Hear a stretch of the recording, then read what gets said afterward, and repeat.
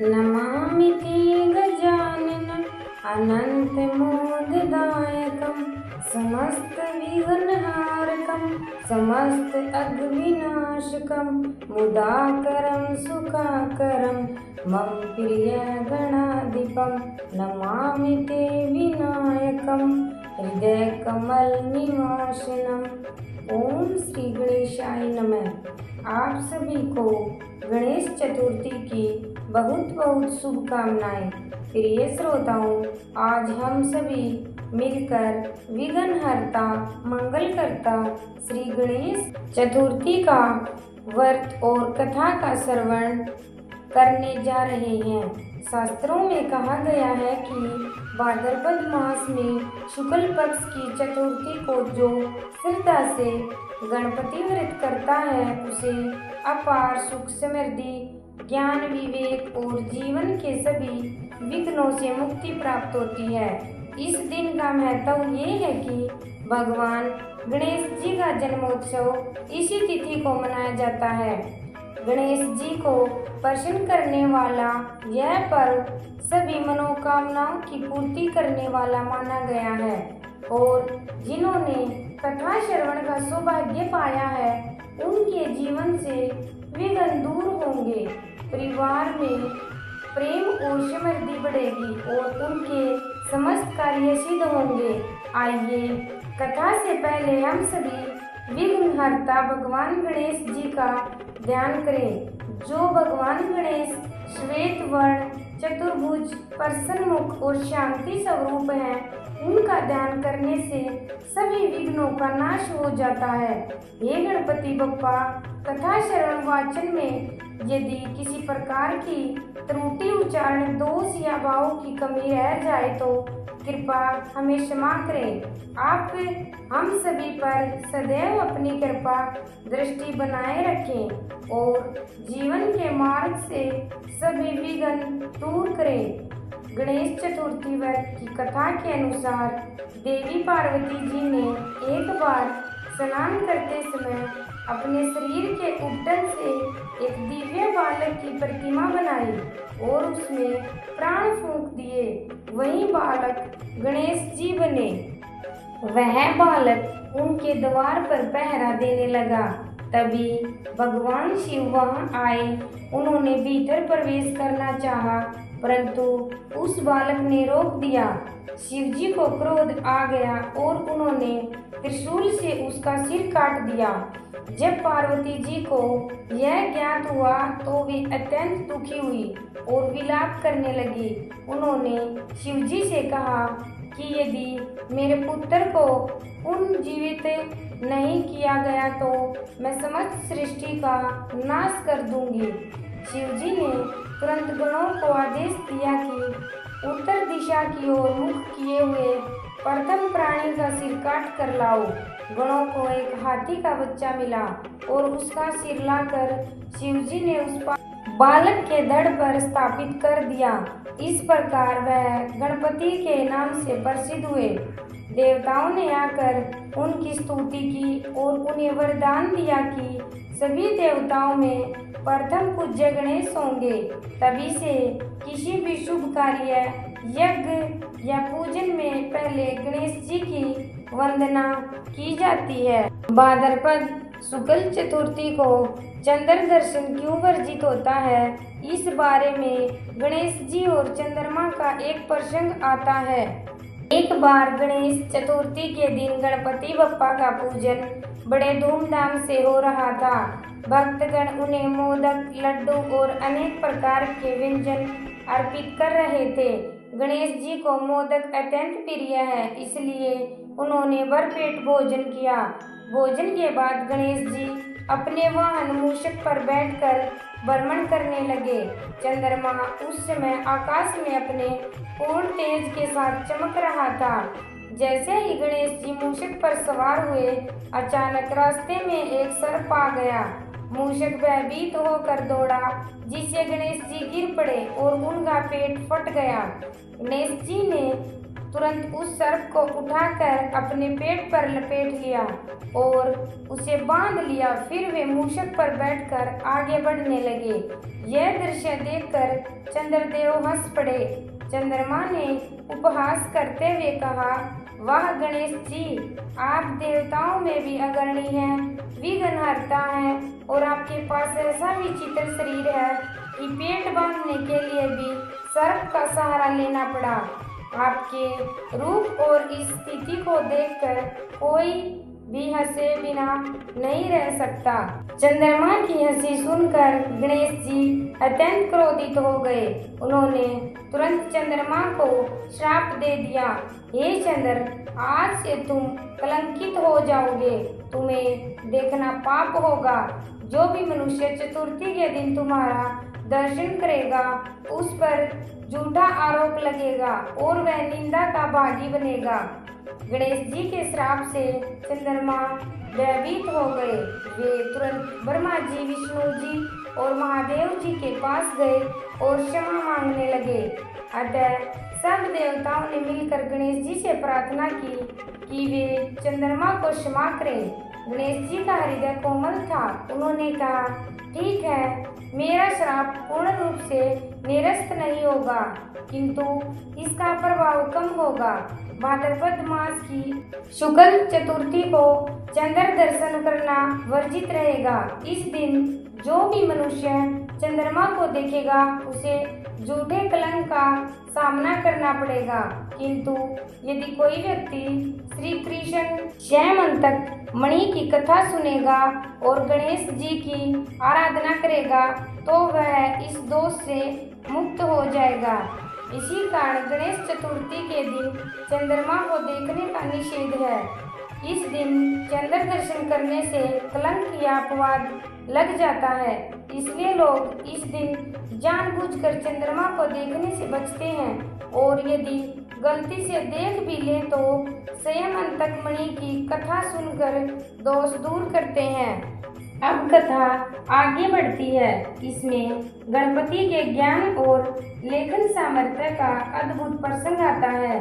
जब महाभारत का महान युद्ध समाप्त हुआ और धर्मराज युधिष्ठिर का राज्य स्थापित हुआ, जब महर्षि वेदव्यास जी ने सोचा कि इस पूरी कथा को लिपिबद्ध किया जाए, जिससे कि आने वाली पीढ़ियां धर्म और अधर्म का भेद समझ सके और इसमें वेदव्यास जी को ऐसे लेखक की आवश्यकता थी जो उनकी वाणी की गति के साथ साथ चल सके और एक भी शब्द चूके नहीं।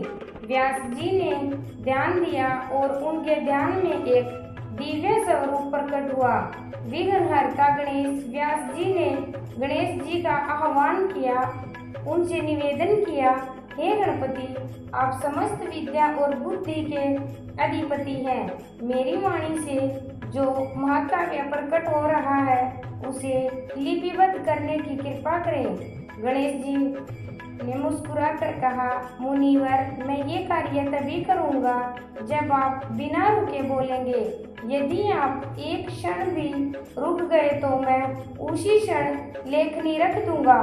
व्यास जी ने स्वीकार किया और उत्तर दिया कि हे गणनायक, आप लिखे तो अवश्य, परंतु पहले हर श्लोक का अर्थ समझ लीजिए, फिर लिखिए। यदि अर्थ न समझ पाए तो मैं दूसरा श्लोक न दूंगा। दोनों शर्तों पर सहमति हुई। इस प्रकार लेखक गणपति बने और कथावाचक व्यास जी। अब महाभारत का दिव्य लेखन आरंभ हुआ। व्यास जी श्लोक उच्चारित करते और गणपति जी अपनी दिव्य लेखनी से उन्हें लिपिबद्ध करते जाते। व्यास जी ने एक अद्भुत युक्ति सोची। जब भी उन्हें सोचने के लिए समय चाहिए होता, वे ऐसे गूढ़ और कठिन श्लोक कहते जिनका अर्थ समझना आसान न हो। तब गणपति जी ठहर कर उनके अर्थ पर विचार करते और इतने में व्यास जी अगले श्लोक की रचना कर लेते। जब लेखन प्रारंभ हुआ तो गणपति जी को कलम की आवश्यकता पड़ी, किंतु उस समय कलम उपलब्ध नहीं थी। तब गणपति जी ने अपना एक दांत तोड़कर उसे कलम बना लिया और उसे लेखन करने लगे। इसी कारण उन्हें एक दंत कहा जाता है। इस घटना से यह भी शिक्षा मिलती है कि जब किसी महान कार्य की बात हो तो अपने सुख दुख या शरीर की परवाह किए बिना उसे पूरा करना चाहिए। कथा के दौरान दोनों ही दिव्य पुरुष निरंतर साधना और तपस्या में लीन रहे। व्यास जी गंगा किनारे बैठे रहते, उनके हृदय में केवल धर्म और जन कल्याण की भावना थी। गणपति जी अद्भुत वेग से लेखन करते जाते, उनके मुख से कोई वाणी नहीं निकलती, केवल हाथ चल रहे थे। इस प्रकार वर्षों तक यह महान कार्य चलता रहा। जब यह महान ग्रंथ पूर्ण हुआ तो उसमें 1,00,000 श्लोक संकलित हुए। इस ग्रंथ को महाभारत नाम मिला। महाभारत केवल पांडव कौरव युद्ध की कथा नहीं बल्कि यह जीवन का मार्गदर्शन है। इसमें भगवद गीता जैसा अमर उपदेश है, नीति, धर्म, न्याय और कर्तव्य की व्याख्या है। गणपति जी की लेखनी और व्यास जी की वाणी से यह ग्रंथ अमर हो गया। अब बात है गणेश जी के विवाह की। तब गणेश जी के विवाह का समय आया तो देवताओं में चर्चा होने लगी कि किस कन्या से उनका विवाह हो।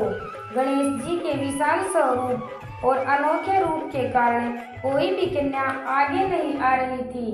तब ब्रह्मा जी ने 2 देव कन्याओं सिद्धि और बुद्धि को गणेश जी के लिए चुना।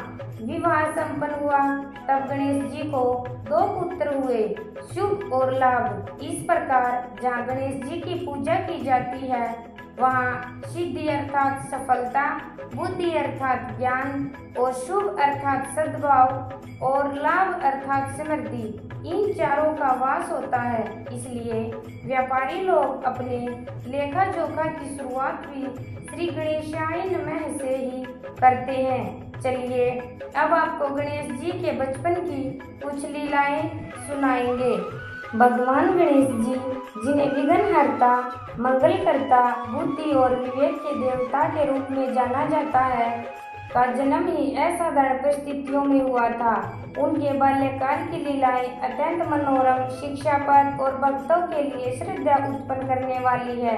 इन लीलाओं में जहाँ एक ओर मासूमियत और बाल सुलभ चंचलता है, वहीं दूसरी ओर गूढ़ रहस्य और दार्शनिक संकेत भी छिपे हैं। यहाँ विस्तार से उनके बाल्यकाल की कथाओं का वर्णन किया जा रहा है। भगवान गणेश जी, जिन्हें विघ्नहर्ता, मंगलकर्ता, बुद्धि और विवेक के देवता के रूप में जाना जाता है, का जन्म ही असाधारण परिस्थितियों में हुआ था।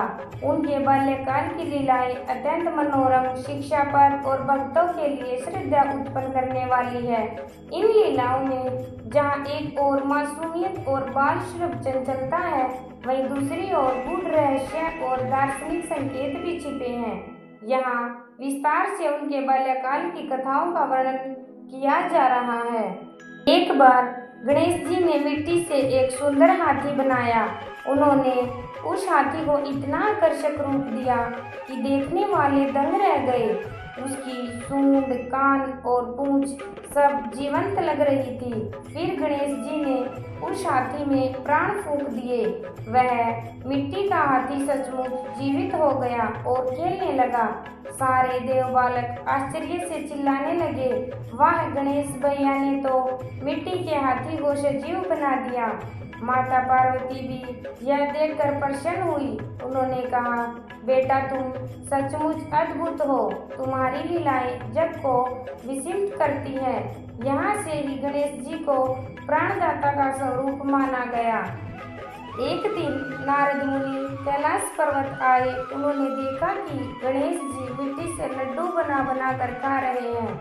नारद मुनि हंसकर बोले, बेटा, यह तो मिट्टी है, इससे पेट भरोगे। गणेश जी ने मासूमियत से उत्तर दिया, मुनिवर, मेरे लिए यह भी अमृत है, क्योंकि इसमें भी वही शक्ति है जो ब्रह्मांड में है। मिट्टी से ही सब अन्न पैदा होता है, तो इसमें गंदा क्या लगा।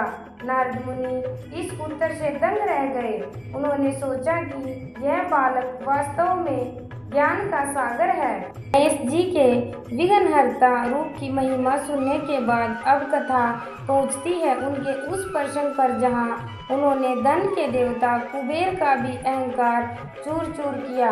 एक समय की बात है, कुबेर जी जो धन के देवता और यक्षों के स्वामी माने जाते हैं, अपने ऐश्वर्य और वैभव पर बहुत घमंड करने लगे। उनके पास असीमित धन, सोना, रत्न और अनगिनत महलों की संपत्ति थी। एक दिन उन्होंने सोचा कि उनका वैभव संसार में सबसे बड़ा है और उन्हें सभी देवताओं के सामने इसका प्रदर्शन करना चाहिए। कुबेर जी भगवान शिव के पास गए और बोले, हे भोलेनाथ, मैं आपको और माता पार्वती को अपने भवन में भोजन के लिए आमंत्रित करना चाहता हूँ। मैं चाहता हूँ कि आप मेरे घर आकर मेरे धन और ऐश्वर्य को देखें। भगवान शिव मुस्कुराए और बोले, हे कुबेर, मैं तो सन्यासी हूँ, मुझे इन सब चीज़ों की आवश्यकता नहीं, किंतु तुम्हारा निमंत्रण व्यर्थ न जाए, इसलिए मैं अपने पुत्र गणेश को तुम्हारे यहाँ भेज देता हूँ। तुम उनका अच्छे से स्वागत करना। कुबेर को लगा कि गणेश जी तो बालक हैं, उन्हें खिलाना बहुत आसान होगा, परंतु उन्हें यह ज्ञात नहीं था कि गणेश जी को अन्नकूट के बहुत बड़े बोधकाओं में से एक हैं। अगले दिन कुबेर ने अपने महल को सोने रत्नों से सजा दिया और सैकड़ों प्रकार के व्यंजन बनवाए। गणेश जी वहां पहुंचे और कुबेर ने उनका स्वागत किया।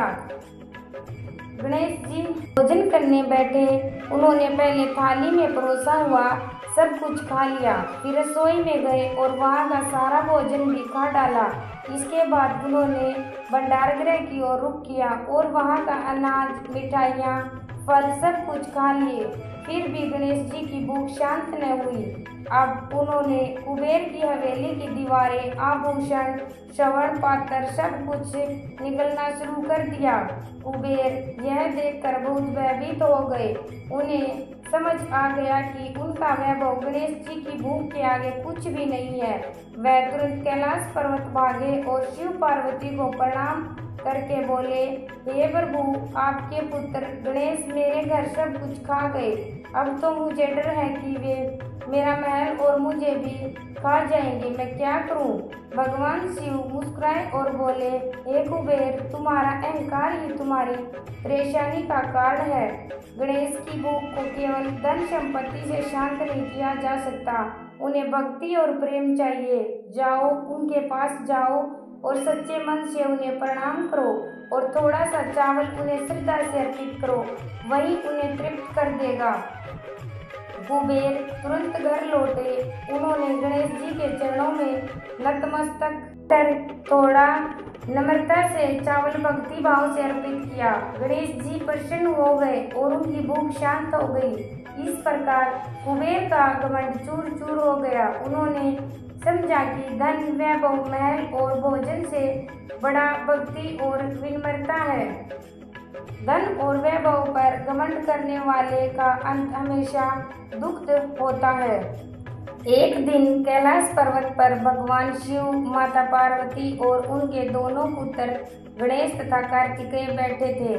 देवगण और ऋषि मुनि भी वहां उपस्थित थे।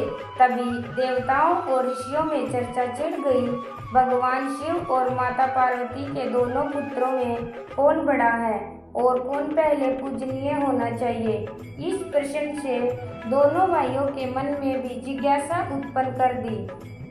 कार्तिकेय जो साहस और पराक्रम के देवता थे, अपने शौर्य और गति पर गर्व करते थे। वही गणेश जी जो ज्ञान और बुद्धि के प्रतीक थे, धैर्यपूर्वक मुस्कुराते रहे। देवताओं ने यह प्रश्न भगवान शिव और माता पार्वती के समक्ष रख दिया। भगवान शिव ने मुस्कुराकर कहा, हे देवगण, यह विवाद तभी शांत होगा जब दोनों की परीक्षा ली जाए। तो इस परीक्षा में विजयी होगा वही सबसे पहले पूजनीय माना जाएगा। माता पार्वती ने पूछा, स्वामी, कैसे परीक्षा ली जाएगी? जो भी पहले संपूर्ण ब्रह्मांड की परिक्रमा करके यहाँ लौट आएगा वही विजेता होगा। यह सुनते ही कार्तिकेय तुरंत अपने वाहन मयूर पर सवार हो गए। उनका स्वभाव ही साहसी और तेज था। उन्होंने सोचा, मैं शीघ्र ही संपूर्ण ब्रह्मांड का चक्कर लगा कर लौटूंगा और विजेता कहलाऊंगा। दूसरी ओर गणेश जी ने अपने वाहन मूषक की ओर देखा। मूषक छोटा, धीमा और ब्रह्मांड की यात्रा करने में असमर्थ था।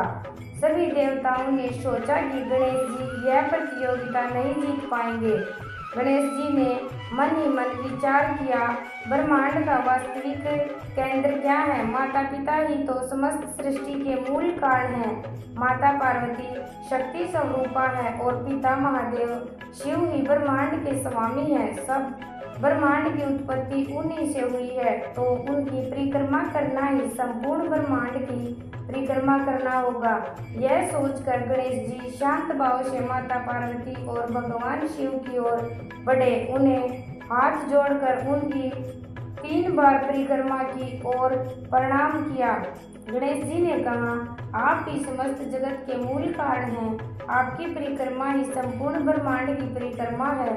यही सत्य है। देवताओं और ऋषि मुनियों ने यह सुनकर गणेश जी की वाणी की प्रशंसा की। सभी ने कहा, यह निश्चय ही गहन ज्ञान और विवेक का प्रमाण है। इधर कार्तिकेय अपने वाहन मयूर पर बैठकर आकाश, धरती, पाताल, समुद्र, पर्वत, नक्षत्र, ग्रह और तारों का भ्रमण कर रहे थे। उनका मयूर तीव्र गति से उड़ता रहा और वे पूरी निष्ठा से ब्रह्मांड की परिक्रमा करते रहे। लंबी यात्रा के बाद जब वे थके मांदे लौटे तो देखा कि गणेश जी पहले से ही वहां बैठे हैं और विजेता घोषित हो चुके हैं। यह देखकर कार्तिकेय को आश्चर्य हुआ। उन्होंने कहा, यह कैसे संभव है? मैंने तो वास्तव में संपूर्ण ब्रह्मांड की परिक्रमा की है, फिर भी मैं विजेता क्यों नहीं हुआ? तब भगवान शिव ने मुस्कुराकर कहा, पुत्र गणेश, समझ लिया कि माता पार्वती संपूर्ण ब्रह्मांड का स्वरूप है। उनकी परिक्रमा इस संपूर्ण सृष्टि की परिक्रमा है।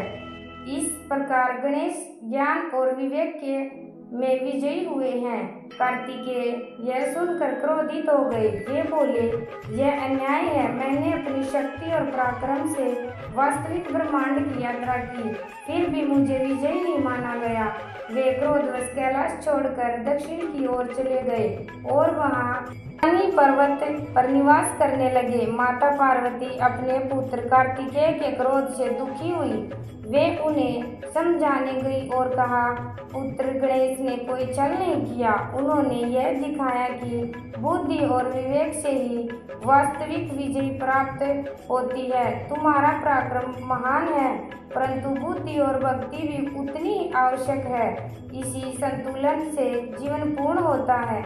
यह सुनकर कार्तिकेय का क्रोध शांत हुआ और वे समझ गए कि गणेश जी का मार्ग ही श्रेष्ठ है। उन्होंने अपने भाई को हृदय से स्वीकार किया और उन्हें मिलकर सुखपूर्वक रहने लगे। एक समय की बात है, देवताओं और दानवों के बीच निरंतर संघर्ष हो रहा था। दानवों की शक्तियां बढ़ती जा रही थी और देवता असहाय हो रहे थे। तब समस्त देवताओं ने त्रिवेदों से सहायता मांगी। भगवान विष्णु और भगवान शिव ने कहा कि इस समय एक ऐसे देव की आवश्यकता है जो विघ्नहर्ता हो, शुभ फलदायी हो और भक्तों के कष्ट हरने वाले हो। तब माता पार्वती ने अपनी तपस्या से बालक गणेश को जन्म दिया। वे गणपति, विघ्नहर्ता और मंगलकारी कहलाए। उनकी आराधना से सभी कार्य सिद्ध होने लगे और देवताओं के संकट दूर हो गए। यही कारण है कि भाद्रपद चतुर्थी के दिन लोग घरों और पंडालों में श्री गणेश की प्रतिमा स्थापित करते हैं और 10 दिनों तक उनका विधि पूर्वक पूजन करते हैं। पुराणों में वर्णन है कि जब भगवान गणेश देवताओं के बीच आए तो उन्होंने कहा, हे देवताओं, मेरी पूजा चतुर्थी के दिन अवश्य करनी चाहिए। मुझे प्रसन्न करने वाला हर व्यक्ति सभी विघ्नों से मुक्त होगा।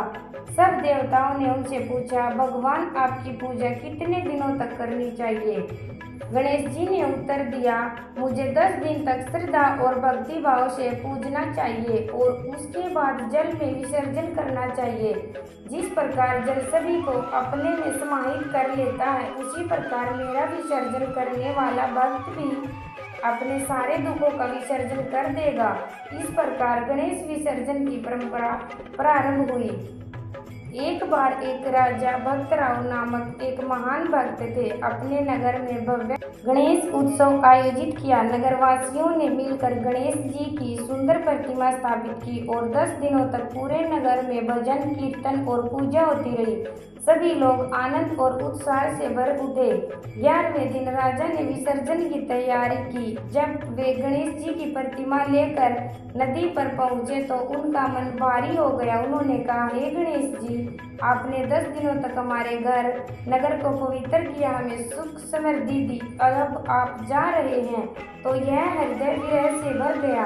कृपया हमें पुनः अगली बार अवश्य पधारिएगा। तब गणेश जी की मूर्ति से दिव्य आवाज आई, राजन, चिंता मत करो, मैं हर वर्ष तुम्हारे नगर में आऊंगा और तुम्हारे विघ्नों का नाश करूंगा। विसर्जन केवल बाहरी रूप का होता है, मैं तो सदैव तुम्हारे हृदय में वास करता हूँ। यह सुनकर राजा और नगरवासियों ने भरे हुए नेत्रों से गणपति का विसर्जन किया। तभी से यह परंपरा लोक में प्रचलित हुई। प्रिय श्रोताओं, आप सभी ने अभी अभी गणेश चतुर्थी की ये पावन कथा श्रवण की है और ज्ञान के गहन संदेश भी सीखे। प्रिय श्रोताओं, आप सभी ने श्री गणेश चतुर्थी की ये पावन कथा श्रवण की है और इस कथा में जाना कि किस प्रकार श्री गणेश का जन्म हुआ, कैसे वे प्रथम पूजनीय बने, चतुर्थी के दिन चंद्र दर्शन क्यों वर्जित है, उनकी लीलाएं, उनका विवाह, भक्तों पर कृपा और उनका विसर्जन। आइए कथा की समाप्ति के साथ ही हम एक बार फिर से गणेश जी का स्मरण करते हैं। ओम गण गणपते नमः। हे गणनाथ, हमारे जीवन की सभी बाधाएं हर लीजिए, ज्ञान, बुद्धि और विवेक हमें प्रदान कीजिए। हमारे घरों में शांति और समृद्धि का वास हो। आपकी कृपा हम सभी सदा सर्वदा बनी रहे। सभी प्रेम से बोलिए, गणपति बप्पा मोरिया, मंगल मूर्ति मोरिया, अगले वर्ष तू जल्दी आ।